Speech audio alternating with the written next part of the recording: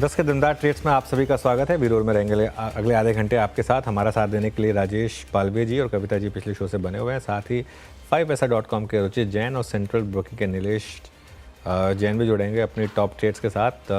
Big market versus में आज हमारे साथ दो मेहमान होंगे। मार्केट फंडामेंटल्स पर चर्चा करेंगे प्रकाश दीवान के साथ और टेक्निकल्स पर बात करेंगे सुशील केडिया के साथ। ये सब कुछ ही देर में। एक बार मार्केट का रुख करते हैं और Nifty, bank Nifty at day's low, दोनों के दोनों index at day's low. Nifty में इनफैक्ट एक अच्छा खासा हायर लेवल से कोलैप्स आया, बैंक निफ्टी में भी हायर लेवल से कोलैप्स आया। और अब आप देखिए जरा एक बार निफ्टी आईटी भी देखते हैं। एक बार Nifty IT relatively outperform कर रहा है। कल निफ्टी आईटी गिरा था लेकिन आज निफ्टी आईटी ठीक ठाक कर रहा है। इसने थोड़ा बचाया हुआ है मार्केट को। मिड कैप में अच्छी बाइंग है लेकिन मिड कैप इंडेक्स 500 पॉइंट ऊपर है अभी भी। हालांकि ये भी ऑफ हाइज है लेकिन फिर भी करीब करीब ऑलमोस्ट 1% अभी भी ये इंडेक्स ऊपर है। स्टॉक्स की जहाँ तक बात है, कोफोज टॉप गेनर, आज ये बिग स्टॉक्स में भी शामिल था, 3% ऊपर इस समय एफएनओ मार्केट में सबसे बड़ा मूवर।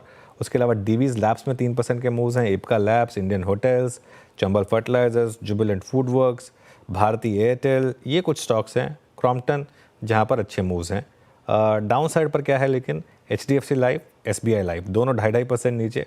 चोला इन्वेस्टमेंट 2% नीचे। बजाज फिनसर्व में 2% का मूव, बजाज फाइनेंस में 2% का मूव डाउन साइड में।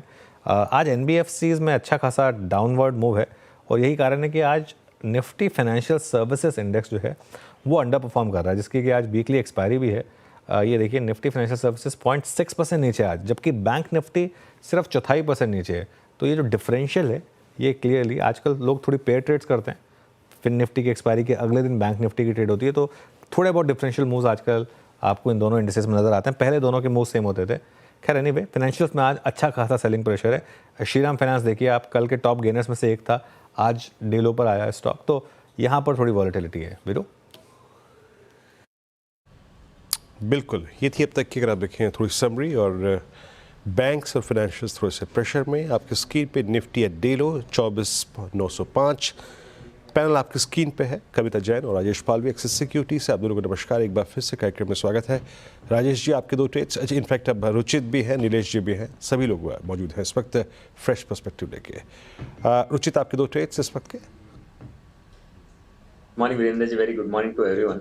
दो स्टॉक्स है बट दोनों ही खरीदारी की साइड है। थोड़ा सा डिफेंसिव नेचर है। सबसे पहला भारतीय एयरटेल रहेगा कि जहाँ पे एक high top high bottom structure का कंटिन्यूएशन है। सो यहाँ पे हमें लग रहा है कि प्राइस वाइज डाउनसाइड काफी लिमिटेड रहेगा ये करेक्टिव मार्केट के करेक्टिव फेज में भी। तो करंट लेवल्स पे खरीदारी करें। 1540 के स्टॉप लॉस है, 1610 से 1620 के रेंज के टारगेट्स के लिए। और सेकंड पिक रहा मेरा टाटा कंज्यूमर में, जहां पे भी एक 40 डेज का एक्सपोनेंशियल मूविंग एवरेज एक अच्छा सपोर्ट बेस बना है ये स्टॉक के लिए। और एक ग्रेजुअल रिकवरी हमने वो सपोर्ट से देखी है। वॉल्यूम्स करेक्शंस में कम है कंपेयर टू जैसे प्राइस अप मूव्स में वॉल्यूम्स नो रिसेंटली रहे। तो टाटा कंज्यूमर 1170 के स्टॉप लॉस से खरीदारी करने की सलाह है 1260 के टारगेट्स के लिए। ओके, यहाँ पे दो ट्रेड्स आपके हो चुके हैं। अब चलते हैं नीलेश जी के पास। नीलेश जी गुड मॉर्निंग, आपके दो ट्रेड्स। गुड मॉर्निंग वीरेंद्र जी, गुड मॉर्निंग एवरीवन। देखिए खरीदारी पर ही फोकस है और सबसे पहले जो स्टॉक रडार पे है वो है हेवेल्स। काफी अच्छा ब्रेकआउट यहाँ पे आता हुआ नजर आ रहा है। फॉलिंग ट्रेंड लाइन को ब्रीच किया है और यहाँ पे जो मोमेंटम है हमें ऐसा लग रहा है कि कंटिन्यू होना चाहिए 1955 से लेके 1970 तक की ओर। एंड 1905 का स्टॉप लॉस रख के हेवेल्स को लॉन्ग करने की सलाह होगी। इसके अलावा जो दूसरा स्टॉक है वो है इंडियन होटल, जहाँ पे काफी अच्छे लॉन्ग बिल्डअप हमें देखने को मिल रहे हैं।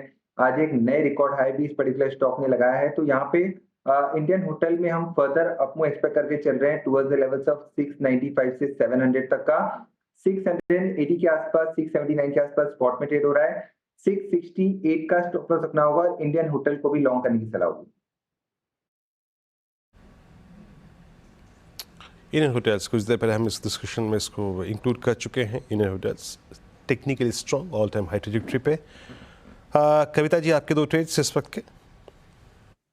या वीरेंद्र जी, सो हेल्थ केयर और फार्मा सेक्टर जो है वो कुछ बाइंग मोमेंटम दिखा रहा है और वहां से मुझे लग रहा है ग्रैनुअल्स में कैचअप होना चाहिए। एज ऑफ नाउ 678 के लेवल पर है। अपसाइड मुझे लगता है 690 700 के लेवल की तरफ granules can move. Stop loss maintain करना चाहिए 670 का। सो ग्रैनुअल्स पर आप एक बाय ट्रेड देख सकते हैं। अपार्ट मुझे लगता है यूपीएल जो हमने डिस्कस किया था वहां बने रह सकते हैं 623 630 के प्राइस टारगेट के लिए विद द गिवन स्टॉप। चलिए अब चलते हैं राजेश पालवे के पास। राजेश जी, आपकी 2 ट्रेड्स।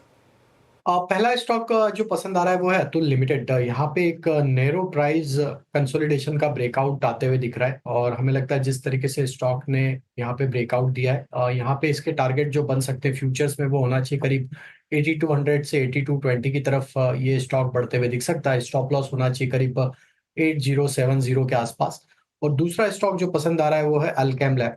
यहाँ पे एक कंटिन्यूटी बनी हुई है। Stock all time high trajectory को एंजॉय करते हुए दिख रहा है। जिस तरीके से स्टॉक में अब आज वापस से डे हाई की तरफ स्टॉक बढ़ते हुए दिखा है, हमें लगता है यहाँ पे कंटिन्यूटी देखने को मिल सकती है। 6480 6500 की तरफ स्टॉक बढ़ते हुए दिख सकता है। स्टॉप लॉस होना चाहिए करीब 6230 के आसपास। ओके, यहाँ पे फार्मा स्टॉक्स का मूव अच्छा है। जिक्र करते हुए एलकेएम का कविता जी ने यहाँ पे जिक्र किया, ग्रैनुअल्स का। ग्रैनुअल्स भी डे हाई की ट्रैजेक्टरी में आके ट्रेड करता हुआ, तो मूव अच्छा है यहाँ पे। एलकेएम मेरे स्क्रीन पे अच्छा मूव दे रहा है। एक स्टॉक और लेके आइए। आई थिंक टायर स्पेस में बालकृष्ण इंडस्ट्रीज़ को रखते हैं यहाँ पे करीब 3009। लोअर एजेस पे ये भी एक बड़ा क्लियर कट ब्रेकआउट है। मेरे ख्याल से अभी तक किसी ने मार्क नहीं किया। और एक और चीज़ है इस प्राइस में बहुत इंपॉर्टेंट है, वो 9 अगस्त और 12 अगस्त के बीच में एक गैप परसिस्ट करता है और वहीं पे आसपास इसका 50 डे एक्सपोनेंशियल एवरेज भी है। रुचित, आपका व्यू क्या है इस वक्त? बालकृष्ण इंडस्ट्रीज़ में वो गैप फिल हो चुका है 3012.80। जी, आई थिंक मोमेंटम तो अच्छा ही लग रहा है और प्रीवियस जो सपोर्ट ब्रेकडाउन लेवल था वो लगभग 3120 के अराउंड था। सो बहुत बार जो ऐसे पुल बैक मूव्स रहते हैं तो वो प्रीवियस जो सपोर्ट टूटा है उसको रेजिस्टेंस बनाता है और वहां तक का पुल बैक मूव रहता है। सो आई थिंक 3120 तक के मूव एक्सपेक्ट कर सकते हैं 1 से 2 ट्रेडिंग सेशंस में। ओके, चलिए एक काम करते हैं, एक बार निफ्टी और बैंक निफ्टी का डे चार्ट देखते हैं।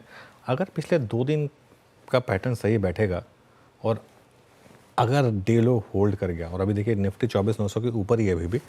आज का डे लो 24902 भी 24900 के ऊपर है। प्योरली रिस्क रिवॉर्ड के हिसाब से एक ट्रेड बनेगी कि 24900 के स्टॉप के साथ आप लॉन्ग ट्राई करें, प्योरली रिस्क रिवॉर्ड के हिसाब से। इवन बैंक निफ्टी में मुझे लग रहा है कि शायद एक इंट्राडे में बॉटम बना है यहाँ पर, क्योंकि जिस तरीके से ये अगेन घुमा है, ये मूव्स यहीं पर आ रहे हैं करीब 10 बजे के आसपास एक टॉप या बॉटम बन रहा है।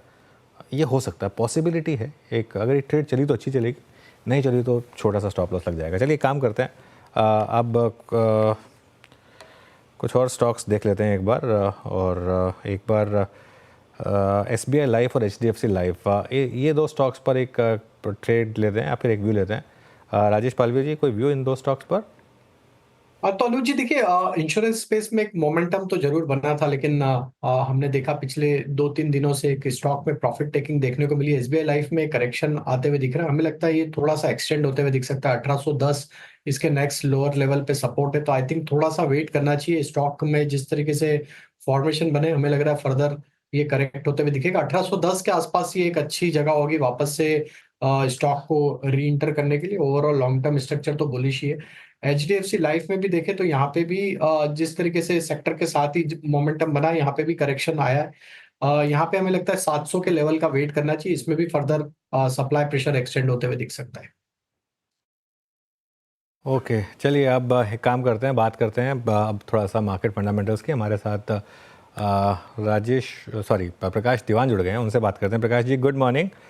प्रकाश जी, पहले बात करते हैं एक ऐसी स्पेस की जहां पर आप बहुत बुलिश रहे हैं और शानदार मूव रहे हैं। मैं बात कर रहा हूं डिक्सन टेक की। आज भी स्टॉक में एक शानदार मूव और लगातार लाइफ हाइज लगाने वाला स्टॉक। इस स्पेस में कोई नया स्टॉक आइडेंटिफाई किया क्या आपने? गुड मॉर्निंग अनुज। देखिए, ये स्पेस हमने जब शुरुआत की थी कुछ साल पहले इसको समझने की और इसमें आकलन करने की, उसके बाद इस स्पेस का एक्सपेंशन इतना अच्छा खासा हुआ है अनुज। इसमें PLI की वजह से जो चाइना +1 की जो आपने जो सारी थीम देखी है डेवलप होते हुए, काफी चीजें हो चुकी है। बट मुझे ऐसा समझ आ रहा है कि अभी भी जो बड़े प्लेयर्स हैं उनके साथ रहने में समझदारी रहेगी। उसका रीजन बताता हूँ, चाहे वो डिक्सन हो या आप उसके साथ साथ जितने भी मतलब इस टाइप के प्लेयर्स आए हैं, बड़े होते गए, उसमें देखें तो वहाँ रेजिलियंस है। रेजिलियंस इसलिए बोल रहा हूँ कि जो स्केल आया है उससे थोड़ा बहुत मान लीजिए अगर स्लो डाउन भी आता है तो ये लोग अपने आप को मेंटेन कर पाएंगे कि बैलेंस शीट इतनी स्ट्रांग हो चुकी है। सो आई डोंट थिंक कोई कोई उस टाइप का आपको रिस्क मारेगा। छोटे प्लेयर्स में हो क्या रहा है कि अच्छे ऑर्डर्स आ गए तो चल गई बात, लेकिन कुछ थोड़ा बहुत धीमापन आया तो वहां वल्नरेबिलिटी बढ़ जाएगी। तो आई वुड बिलीव अगर आपका एलोकेशन इसके अंदर ऑलरेडी है तो बड़ों पे शिफ्ट हो जाइए, और अगर नहीं है और नया करना चाहे तो इन्हीं नामों में आपको करना है, लेकिन थोड़े से अच्छे दिन जिस दिन थोड़ा सा करेक्शन आता है उस दिन कर लीजिए। बट ओके, अच्छा। Idea is to stick to the big names like Dixon. बिल्कुल। अच्छा, एक बार पेटीएम लेकर आइए जरा। आज सुबह जैसे मैं कह रहा था कि स्पॉटलाइट की शॉर्टलिस्ट में था, लेकिन कैश स्टॉक के लिए लिया नहीं। लेकिन देखिए, पेटीएम आपको याद होगा जब आरबीआई का वो सब नेगेटिव व्यू चल रहा था, तो एक व्यू में लिया था कि वहाँ पर कैश लेवल इतना है कि शायद आपको एक अच्छा व्यू मिल जाएगा। जब बहुत लोगों ने कहा था कि बेच दीजिए इसको, निकल जाइए, लेकिन एक अच्छा एक मूव दिया इसने। प्रकाश जी, पेटीएम पर कोई व्यू है क्या? अब चर्चा ये चल रही है कि जो एंट फिन का स्टेक है वो एक स्ट्रैटेजिक बायर लेगा यहाँ पर। अगर ऐसा होता है तो क्या यहाँ से ये स्टॉक अच्छे मूव्स देगा आपको? सो अनुज, पेटीएम में एक बड़ी स्ट्रांग फोमो आ गई, क्योंकि हुआ ये कि जब गिरावट हुई थी, जैसे जो चीज जोमेटो पे हुई, वो 40-45 की जोन में आया, वहां से पलट गया, तो काफी लोग रह गए। जब वो फाइनली 150 के आसपास आया तभी लोगों ने उस पर ध्यान देना शुरू किया। पेटीएम में भी यही हुआ है, नीचे से ऊपर जो हालात बदले, जो आरबीआई के भी अप्रूवल जैसे जैसे मिलने लगे, अपना कारोबार उनका संभलने लगा, वो एक मूव हमने बहुत स्ट्रांग देखा है। अब जो है ये स्ट्रेटेजिक इन्वेस्टर कौन आता है और उसके बाद उसको कैसे बिजनेस को ढाला जाएगा, उसके ऊपर ज्यादा निर्भर करेगा। सो मेरी समझ ये है कि अपसाइड आपको मिलेगी जो नॉर्मल एक अच्छे ग्रोथ बिजनेस से मिलती है, लेकिन वो स्ट्रेटेजिक इन्वेस्टर के आने के बाद समझ आएगी। तो ये अटकलें तो लग रही है पे कौन आएगा, नाम भी बहुत सारे मार्केट में फैले हुए हैं, बट आई वुड बिलीव कि इसके बाद नाम आने के बाद, स्ट्रैटेजी समझने के बाद, उसका इंटेंट समझने के बाद लिया जाए तो थोड़ा सा बेहतर रहेगा। बट हाँ, ग्रोथ आ सकती है, देयर इज वैल्यू, बिजनेस इतना बढ़िया है, और जो भी आएगा उसको अच्छी तरह वो तराश पाएगा। बट थोड़ा सा वेट करेंगे तो अच्छा रहेगा, क्योंकि जो बड़ा अपसाइड है वो तो चला गया है। अब यहाँ से जो है वो 20-25% का अपसाइड आपको जो मिलना है ऑर्गेनिक ग्रोथ के हिसाब से, उसके लिए आपको थोड़ा सा वेट करें तो बेहतर।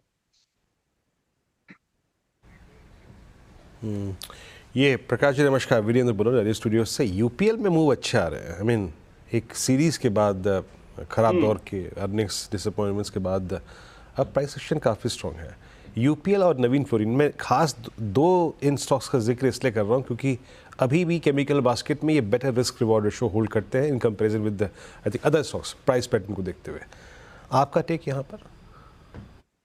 Good morning Veeru. देखिए, देयर इज नो डाउट कि एग्रोकेमिकल स्पेस सबसे पहले जिसको कहते हैं ना, मतलब ऑफ द ब्लॉक्स होगी, कि शुरुआत इसी में आएगी तेजी की। और इसका कारण मैं आपको बताता हूँ। जो डी स्टॉकिंग पिछले साल शुरू हुई थी, और पिछले साल मतलब शुरुआत के कैलेंडर 23 में, वो जाके खत्म हो चुकी है इस साल जून के आसपास। और अब जो रीस्टॉकिंग हो रही है उसमें जिस टाइप का माल वापस लिया जाएगा, चाहे वो लैटिन अमेरिका में हो, पार्ट्स ऑफ यूरोप हो, यूएस हो, वो आपके पास जो जो सप्लाई करने वाली जो कंपनीज हैं, वो बहुत लिमिटेड कंपनीज हैं जिनके पास उस टाइप का स्टॉक है, उस टाइप के मॉलिक्यूल्स है जो रीस्टॉकिंग में आएंगे। जो पुरानी जनरेशन के मॉलिक्यूल्स थे वो फेज आउट होते जा रहे हैं।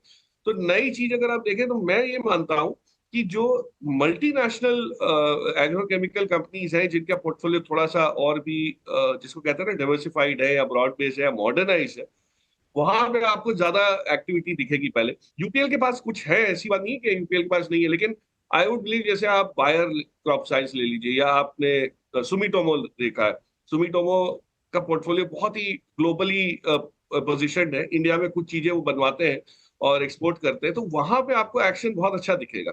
तो जो रिवाइवल है वीरू, उसके ऊपर अगर हमको चाल थोड़ी चलनी है, तो ये सुमिटोमो मेरे ख्याल से जो मार्केट रिस्क रिवॉर्ड के हिसाब से जो अवेलेबल है, that is a very good bet. उसको जनरली हम बातें नहीं करते क्योंकि ना वो एफएनओ में है, ना कोई बहुत हाई वॉल्यूम वाला स्टॉक है, बट मुझे लगता है कि जो मैनेजमेंट क्वालिटी और प्रोडक्ट पोर्टफोलियो है उसको देखते हुए बहुत बेहतर है। ओके, अच्छा, एक समय आपने प्रकाश मेरे साथ कुछ क्यूएसआर सेगमेंट में जो ऑप्शंस थे वो डिस्कस किए थे। अभी क्यूएसआर में अभी आपको अच्छा क्या लग रहा है? जुबिलेंट ने लास्ट रिपोर्टेड अर्निंग के बाद काफ़ी अच्छा खासा लंबा सफ़र तय किया ना, 654। एक समय बारबेक्यू नेशन आपकी एक अच्छी कॉल भी थी। अभी आपका इस स्पेस में पिक क्या है? तो बारबेक्यू नेशन में तो कई लोग थोड़े से अटके भी हुए होंगे, क्योंकि जो चाल सोची थी वैसी इतनी बड़ी आई नहीं, बट ऑफ कोर्स वो अपना बिजनेस मॉडल थोड़ा रिवाइव करने की कोशिश कर रहे हैं, तो आई एम श्योर कुछ ना कुछ अच्छा आएगा। जुबिलेंट बहुत बहुत ही बढ़िया पोजीशन पे है, देयर इज नो डाउट। आपको जो एडवांटेज मिल रहा है इस टाइप का ग्रोथ का इनका, और इनके बाकी के स्टोर्स भी जो चलने शुरू हो गए हैं, बाकी के फॉर्मेट्स जो है, तो मुझे क्या लग रहा है कि जो कंसोलिडेशन का दौर था इसके अंदर ये काफी हद तक मजबूत तरीके से खत्म हो रहा है। और इसके बाद की जो ग्रोथ है, जो चाहे वो आप एसएसएस के आंकड़े देखें, मतलब सिंगल से स्टोर सेल्स ग्रोथ को देखें या इनके मार्जिन्स को देखें, वो कहीं ना कहीं आपको इम्प्रूव होते हुए दिखेंगे। बट ये टाइम इतना लगा है तो लोगों की उम्मीदें थोड़ी सी कम हो गई है। But I think Jubilant probably out of all QSR, मतलब बाकी आप आरबीए ले लो या सफायर ले लो, इन सब में से अगर कंपेयर करोगे तो वहां पे आपको इम्प्रूवमेंट सबसे ज्यादा दिखने की उम्मीद है। और फेस्टिव सीजन तो आ ही रहा है, तो एक अच्छा माहौल बन जाता है उससे। तो आई वुड बिलीव ये इसके ऊपर फोकस कीजिए, यहाँ रिस्क रिवॉर्ड अच्छा। हाँ, बहुत एक्सपेक्ट ना कीजिए कि रिटर्न एकदम डबल हो जाएगा ये 1 साल में 2 साल में, ऐसी कोई चीज नहीं होगी। लेकिन ऑर्गेनिक ग्रोथ जो है 20% 22% का जो आपको अच्छा खासा बिजनेस में मिल जाएगा, और स्टॉक में भी री रेटिंग उस लिहाज से आ जाएगी। ओके, अच्छा, एक दो स्टॉक्स हैं जहाँ पर बहुत शानदार मूव्स रहे हैं प्रकाश, जैसे कि ट्रेंट, यहाँ पर एक वन वे मूव रहा है। इंडियन होटल्स एक और स्टॉक रहा है। इन दो स्टॉक्स पर क्या व्यू होगा अब? सो ट्रेंड में थोड़ा सा कंप्लायंस की वजह से कमेंट नहीं कर पाऊंगा, बट इंडियन होटल्स आपने बहुत सही स्टॉक चुना है। ये रिप्रेजेंट करता है सारा चेंज जो हॉस्पिटैलिटी इंडस्ट्री में इंडिया में हुआ है, टूरिज्म में हुआ है। और मैं तो ये मानता हूँ कि इस क्षेत्र की बहुत सारी कंपनीज ऐसी हैं जो अभी भी लोगों को समझ नहीं आई है। छोटी सी कंपनीज हैं या छोटे बैलेंस शीट पे काम कर रहे हैं और इतने ग्लोबली बड़े नहीं हो गए, वहां पे बहुत इंप्रूवमेंट दिखा। इंडियन होटल्स ऑफ कोर्स एक बहुत मैच्योर बिजनेस है Anuj, and as matter of disclosure इसमें भी मेरा लॉन्ग टर्म बेसिस पे एक्सपोजर है। बट आई वुड बिलीव वहां पे आपको मैच्योर बिजनेस होने की वजह से बहुत स्पार्क्स कोई ऐसे खास दिखेंगे नहीं, क्योंकि उनके जो प्रॉपर्टी एडिशन जो हो रहे हैं वो धीरे धीरे होंगे और वो बहुत विजिबल है। जो चेंज आएगा वो आप देखिए लेमन ट्री की उसमें बिजनेस उसमें देखिए प्रोफाइल में। लेमन ट्री में हुआ क्या था कि पिछले तिमाही में जब नंबर्स आए तो थोड़ी सी मायूसी छाई कि नंबर्स ठीक ठाक नहीं है, ग्रो नहीं कर पाए, मार्जिन इंप्रूव नहीं हो रही। तो उन्होंने इतना अच्छा खासा केपेक्स प्लान किया हुआ है कि ये जब केपेक्स खत्म होगा और इनकी कैपेसिटी ऐड हो जाएगी, तब वो आरओसी आपके ठीक ठाक बैठना शुरू होंगे, आंकड़े ठीक बैठेंगे, और फिर ये री रेटिंग हो। तो मुझे लगता है जो एक्सपेंशन स्मार्टली लेमन ट्री कर रहा है, वो मार्केट ने अभी तक उसको दर्ज नहीं किया है, उसका उसका वेटेज दिया नहीं है उसको। वहां पे आपको एक बहुत बढ़िया इंप्रूवमेंट दिख सकता है। But I believe Indian hotels lemon tree comparable नहीं है, लेकिन लेमन ट्री में एटलीस्ट अपसाइड आपको ज्यादा मिलेगी। छोटी कंपनी है, इंप्रूवमेंट ज्यादा दिखा सकती है। चलिए प्रकाश जी, बहुत बहुत शुक्रिया आज हमारे साथ जुड़ने के लिए और हमारे साथ इन सब टॉपिक्स पर बात करने के लिए। चलिए, अब हमारे साथ केडियानॉमिक्स के फाउंडर सुशील केडिया जुड़ गए हैं, उनसे जानते हैं कि मार्केट का टेक्निकल सेटअप कैसा है। Sushil ji, good morning. अच्छा सुशील जी, मैं मार्केट पर आऊँ उससे पहले एक चीज़ पूछनी थी आपसे कि आपकी मार्केट की कॉल्स होती हैं वो आप देते हैं, तो इतना सीरियस बिजनेस है लेकिन उसमें आप थोड़ा मजाकिया तड़का जोड़ देते हैं, वो कैसे करते हैं आप? यार देखो, ऐसा है ना, ये मजाक भी करना हमें जिंदगी सिखाती है। सबसे ज्यादा मजाक जिंदगी करती है और सबसे ज्यादा जिंदगी सिखाती है। तो दिल पे क्यों लेना है, स्टॉक मार्केट ही तो है। और अगर आपने दिल पे लेना शुरू कर दिया तो अब रॉन्ग ही रॉन्ग होगे। Be light. तो अभी जिंदगी और स्टॉक मार्केट क्या मजाक करने के लिए तैयार है? अभी तो एक बार करेक्शन आएगा जी, मतलब सारे वर्ल्ड में करेक्शन है और इंडिया थोड़ा लैगार्ड रहा है। वे अप पे भी अपनी ये बात हो चुकी है कि इंडिया थोड़ा देर से गिरना शुरू हुआ, क्योंकि हम देर से बढ़े थे। तो बाकी वर्ल्ड काफी क्लियर कट करेक्टिव मोड में जा चुका है। इंडिया में एक बड़ा डिप फ्राइडे को आया, सबका कंसेंसस व्यू चेंज हो गया, कल मंडे को रैली हो गई, अब आज वापस डाउन ट्रेंड रिज्यूम हो जाना चाहिए मुझे लगता है। तो एक बार करेक्शन है और करेक्शन ही समझिए इसको। अरे सुशील जी, आपके लैपटॉप से कुछ एक आवाज़ आ रही है, शायद चैट की आवाज़ आ रही है, उसको शायद आप थोड़ा अगर वो म्यूट कर देंगे तो बेटर रहेगा। आज कोई स्टॉक स्पेसिफिक बात से शुरुआत करते हैं। आपके रेडार पर कौन से स्टॉक्स होंगे इस समय जहां पर आपको लग रहा है फ्रेश मूव्स की तैयारी हो रही है? फ्रेश मूव्स किस तरफ? शॉर्ट दोनों तरफ? फ्रेश मूव्स किस तरफ अनुज, ऊपर नीचे? दोनों तरफ, ऊपर या नीचे, जो भी आपका मन करे, लॉन्ग या शॉर्ट। हमने अपने क्लाइंट्स को ये समझाया है कि अडानी के स्टॉक्स जो है ना बेसब्र से हो रखे हैं, वो बढ़ नहीं पाए और अब बाजार करेक्शन में आ गया तो अडानी कभी भी एक बार धोखा दे सकता है शॉर्ट सेलर को। अडानी के स्टॉक्स को छोड़ के जो जी में आए वो स्टॉक अब शॉर्ट करो। F&O के सारे स्टॉक्स एक साथ इकट्ठा करेक्शन देने के मूड में हैं। अब उसमें चाहे आप लार्ज फाइनेंशियल्स को ले लो, बैंक्स को ले लो, HDFC, ICICI, छोटे वाले बैंक्स नहीं शॉर्ट करेंगे। और चाहे अगर आप मेटल्स में आ जाओ तो एक्सेप्ट हिंदुस्तान कॉपर, हो सकता है वो भी घट जाए, पर हिंदुस्तान कॉपर में शॉर्ट करना रिस्की है। उसको छोड़ के कोई सा ही मेटल बेच दो, कोई सा ही ऑटो का स्टॉक शॉर्ट कर दो। ये जो बजाज फाइनेंस, बजाज फिनसर्व बड़े इठला रहे हैं, ये मेरे को लगता है सबसे ज्यादा ये गिरेंगे। बजाज फिनसर्व में 1500 अगला पड़ा और 1500 टूट गया तो 1000 रुपया, 1500 टूटने के बाद 1000 की हम बात करेंगे। पर इस कोलाहल के बीच में भी भले वो स्टॉक्स फ्यूचर्स में है, डिलीवरी उठानी है तो कौन उठा लीजिए। मेरे को नहीं लगता है 900 के नीचे जाए और 1400 का भाव पहले हो जाए। तो सिलेक्टिव कुछ स्टॉक्स अभी ऐसे हैं जो ज्यादा चल नहीं पाए थे और वो अब घटेंगे नहीं, वो गिने चुने हैं। अडानी के स्टॉक्स दिखते हैं वो, और बाकी फिर जिसको जो पसंद आए वो शॉर्ट कर दे। शॉर्ट नहीं कर सके तो कम से कम माल थोड़ा बेच के कैश रेस कीजिए। 10-1%, 12% नीचे अगर निफ्टी मिल गई तो बहुत सारे स्टॉक्स 20% नीचे मिल जाएंगे।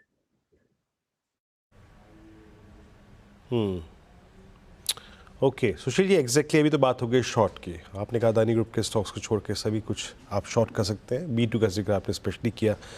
लेना क्या है, बाइंग की रिकमेंडेशंस में, बाइंग के थॉट्स में आपके जहन में सबसे पहले क्या आ रहा है इस वक्त? सेटअप कहाँ अच्छा है? बाइंग करनी है तो हॉलीडे टिकट बाई करो, पुट बाई कर लो। छुट्टी नहीं है। हाँ। और क्या, 12 महीने तेजी पर खेलते हैं। 12 महीने तेजी, 12 महीने तेजी गलत है। करेक्शन आ रहा है, करेक्शन को भी रिस्पेक्ट करना होगा। मैं सुशील जी, वो कुछ आवाज़ आ रही है, वो काफ़ी शो उसकी वजह से ख़राब हो रहा है। वो आपका फ़ोन है या कंप्यूटर है जहाँ से वो ऑडियो आ रहा है, उसको थोड़ा कनेक्शन में एरर है, कुछ कनेक्शन में एरर है। ओके काफ़ी अजीब, हाँ काफ़ी अजीब सा साउंड आ रहा है ये ऑन एयर, तो थोड़ा सा उसकी वजह से काफ़ी फीडबैक भी आ रहा है हमें। एक बार उसको अगर आप चेक कर लें। अच्छा, अब नहीं, हॉलीडे टिकट बाय नहीं कर सकते तो क्या इंडिगो ले लें या इंडियन होटल्स ले लें? नहीं अनुज, मैं ऑब्सेसिवली जो फंडामेंटल स्टोरीज क्या होता है ना, देखो ये मतभेद है और हमें मतभेद को भी अलाउ करना चाहिए। ये फंडामेंटल स्टोरीज जो है ना, डिस्क्रिप्टिव स्टोरीज, हमारी ईगो के कारण हमें ना जो देखना है वो दिखाई पड़ने लगता है, और इसीलिए मैं टेक्निकल एनालिसिस को हाईएस्ट वेटेज देता हूं। स्टडी मैंने सब कुछ किया है, कुछ बाकी नहीं छोड़ा। बट टेक्निकल एनालिसिस का एक ही फायदा है बाकी चीजों के ऊपर, कि हमारे ज्ञान को ये अहंकार बनने नहीं देता है। तो मैं इंडिगो के अंदर भी अब भी ले लो वाली बात नहीं है। इंडिगो भी 4000 में मिलेगा और सिग्नल आएगा तो लेंगे, अभी क्यों लेना है चढ़ के? जब सेल आने वाली है, डिस्काउंट सेल लगेगी, Durga Puja sale, Dussehra sale, Diwali sale, तो सेल में माल लेंगे ना भाई, क्यों अपने को छाप के क्यों लेना है? तो इस समय कुछ भी नहीं लेना है, या फिर कोई एक आध स्टॉक आपको दिख रहा है कि पोटेंशियल है ट्रेडिंग पॉइंट ऑफ व्यू? अब जैसे कल टाटा एलेक्सी में ब्रेकआउट आ गया, या टेस्टी बाइट्स घट नहीं रहा है, एंजल वन घट नहीं रहा है, तो देखो अनुज, एक बात समझने की जरूरत है। आपने गए, अब जरूर कैसीनो तो गए होगे, कम से कम स्टडी करने गए होगे डेल्टा कॉर्प। किसी को देखा है बहुत सारे पैसे बन जाते हैं टेबल पे और उसकी बॉडी लैंग्वेज बता देती है उसको उठ के जाना है। फ्री वाली सैंडविच आ जाएगी, फ्री की ड्रिंक आ जाएगी, कोई बढ़िया डांस शुरू कर देगा। कैसीनो से पैसा लेके उठना भी जरूरी है। चलने के लिए कई स्टॉक्स चलेंगे अभी, पर लार्जर करेक्शन को रिस्पेक्ट करते हुए थोड़ा सा बाइंग को सस्पेंड या पॉज कर देना चाहिए। जितना है उसको संभालो। सुशील जी, खाली आज कोई चाल जा रही है उसको छोड़ देना दुख हो रहा है, ठीक है, पर वो वाली बात राधा किशन जी दवानी बोलते हैं ना, शेयर बाजार में 4 आने में और 8 आने में माल मिलता है, पर जिस दिन मिलता है उस दिन पॉकेट में किसी का 8 आना नहीं होता है। तो थोड़ा सा 8 निकालो, 8 तो निकालो, मिलेगा 8 आने में माल देंगे ना। आज का वो बिल्कुल वो रुपए का माल चवन्नी में मिलता है, लेकिन उस दिन चवन्नी नहीं होती। सुशील जी, कसिनो में कुछ फ्री नहीं होता। कसिनो में कहने के लिए फ्री होता है, बाकी कसिनो में कुछ फ्री नहीं होता वो। अच्छा, आपको पता है कसिनो में, किसी भी कसिनो में 2 चीज़ें नहीं होती। आप बताइए क्या क्या नहीं होता? किसी भी कसिनो में आपको विंडो नहीं दिखेगी, हाँ क्योंकि वो सनलाइट चाहते हैं कि आपको ना मिले। और दूसरा, किसी भी कसिनो में आपको घड़ी नहीं दिखेगी। ओए वाह वाह, क्या बात तो है। और कसिनो में एक चीज़ आपको हमेशा दिखेगी, हाँ। वो होगी एटीएम मशीन। हर 10 कदम की दूरी पर एक एटीएम मशीन होगी। तो वो अपने आप कसिनो आपको एक मैसेज दे रहा है। खैर, स्टॉक मार्केट को कसिनो कभी नहीं समझना चाहिए, ये बात तो क्लियर है। अच्छा सुशील जी, पेटीएम, जोमेटो, ये सब स्टॉक्स में बड़ा पैसा बन रहा है लोअर लेवल से, अच्छी बाइंग आई है इनमें, यहाँ कोई व्यू है क्या?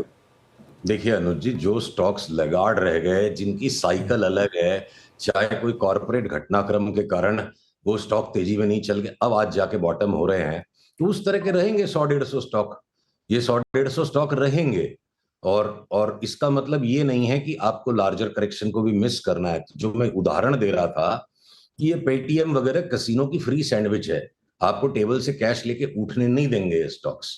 तो इनको भी अगर आप लेते हो तो जहां बेचने की जरूरत है उनको बेचो। जिस जिस चीज की ट्रेंड टूट रही है, F&O के अंदर अडानी के स्टॉक्स को छोड़ के एक एक करके सबकी ट्रेंड लाइन टूटती जा रही है, तो वहां से पैसा उठाओ। मतलब लिवरेज करके पेटीएम भी ले लूं, ये भी ले लूं और घर का माल नहीं बेचूं, मैं उसके लिए मना कर रहा हूं। कैश उठाओ और जहां ट्रेंड और मोमेंटम उसको लो, और बाकी घटते बाजार को देख के डर के पेटीएम मत बेचो और आप टाटा एलेक्सी मत बेचो। तो narrower number of stocks, fewer number of stocks जो लैगार्ड थे, उनमें अभी भी अप ट्रेंड आएगा, इल्यूजन बनेगा बाजार में कि कहीं करेक्शन नहीं और अचानक ही बाजार जाएगा। तो सिलेक्टिव स्टॉक्स आप अभी भी कुछ ले सकते हो वी ग्रुप के, और लार्जर F&O के पिक्चर जो है, एक करेक्शन मांग रहा है बाजार और चार्ट्स बिल्कुल तैयार है। ओके, चलिए तो फिर इस नोट पर इस शो को, इस इंटरेक्शन को खत्म करेंगे। सुशील जी, बहुत बहुत शुक्रिया आज हमारे साथ जुड़ने के लिए और हमसे बात करने के लिए। मीनवाइल निफ्टी वापस ग्रीन में आया। जो हमने बात की थी कि अगर 24,900 बच गया तो एक बार हो सकता है कि मार्केट आपको शायद लॉन्ग ट्रेड भी दे दे। 24,896 तक गया वो, ठीक है, लेकिन और वहाँ से फिर एक अच्छा मूव। और बैंक निफ्टी में भी अब रिकवरी की शुरुआत हुई है और मिड कैप तो आज बहुत शानदार मोमेंटम में है ही। 3:1 के करीब का एडवांस डिक्लाइन है। इस शो को यहीं समेटेंगे और नीरज जी आगे ट्रेडर्स हॉटलाइन लेकर। Neeraj ji, good morning. और आपके बर्थडे पर थोड़ी वॉलेटिलिटी मार्केट में। बाजार की लीला अपरंपार है। कल बड़े वाले चल रहे थे, मिड कैप गिरे, आज मिड कैप ज़्यादा रौनक में है और बड़े वाले थोड़े से, लेकिन कोई नहीं, अभी तो दिन शुरू हुआ। बिल्कुल, अभी बहुत कुछ होना बाकी है। तो उम्मीद रखनी चाहिए कि एक बढ़िया सी रिकवरी फिर से आएगी मार्केट में। चलिए इसी नोट पे एक छोटा सा ब्रेक, और ब्रेक के बाद फिर आपके सवालों के जवाब।